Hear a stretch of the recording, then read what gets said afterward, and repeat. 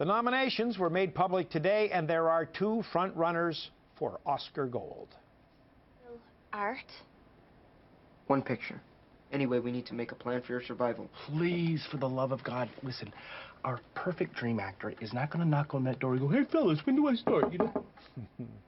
Birdman and the Grand Budapest Hotel lead the pack with 9 nominations apiece. The thriller, The Imitation Game, follows close behind with 8. This year's Academy Awards ceremony will take place on February the 22nd, televised, by the way, on CTV. Jason Gorber is a film critic with twitchfilm.com. He joins us now in the studio. Good to see you, Jason. Nice to see you again. This is always a fun time of year because for the next 4 weeks we get to really argue about, you know, who did great work and who didn't. And I know so much of it is subjective. But when you go to the pictures and at the end of the year of watching way too many movies probably, which are the ones that stood out in your mind that maybe didn't make Best Picture list? So by far my favorite film of the year was Nightcrawler, and it got a story nomination. Jake Gyllenhaal, amazing film. For me, I've described it as my Network. Like Network in the 70s was remarkable. But it is a truly extraordinary film, and unfortunately got left out of the Best Picture. Even with 8 nominations, it's one of the ones that got left out. Okay, it's kind of dark. I'm guessing Birdman appealed to you too then.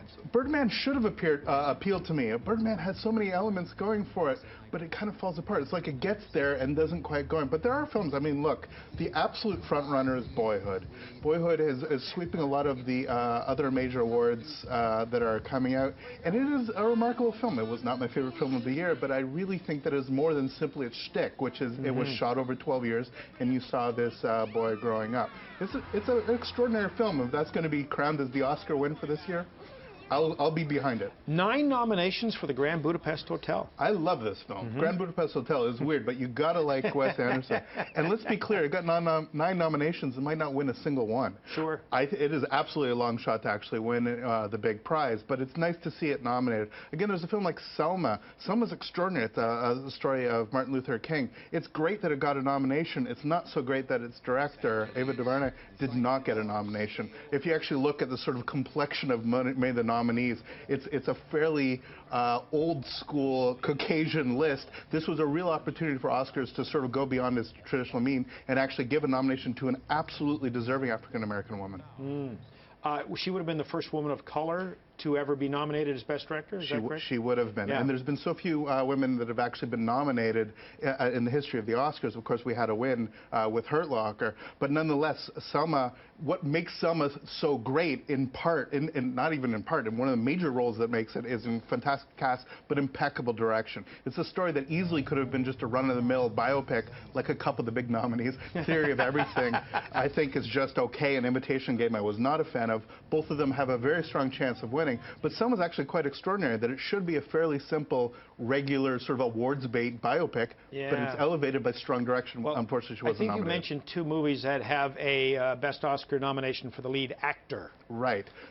Both Redmayne and Cumberbatch, who seems like he's in everything.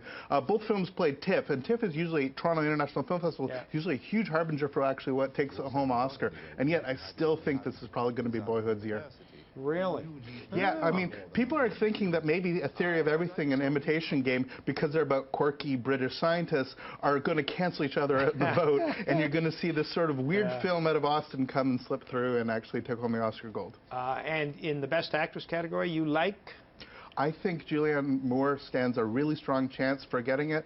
Oscar really likes her. It's interesting, Marion Cotillard was nominated. That's one that people are pointing to critics and saying they did.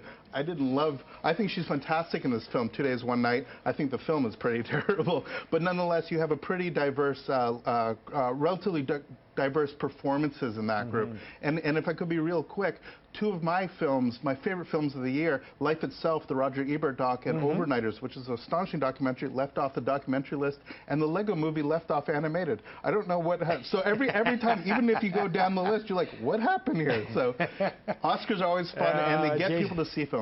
Jason Gorber, always good to speak with you, sir. Thanks very much. All the best.